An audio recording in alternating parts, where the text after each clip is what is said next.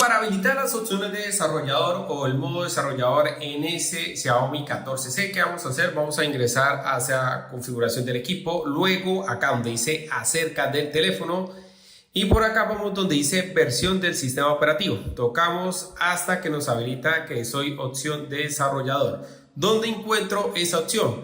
Vamos directamente a ir a los ajustes adicionales, no sé si voy muy rápido, y nos aparece acá ya la opción de desarrollador. Recuerden que esto habilita lo bueno y lo malo, permite hacer básicamente todo. Acá les recomiendo es habilitar por acá algo que dice escala de animación. Yo prefiero dejarla en 0.5 o totalmente desactivada. Eso lo que me da la sensación es de que el equipo anda más rápido.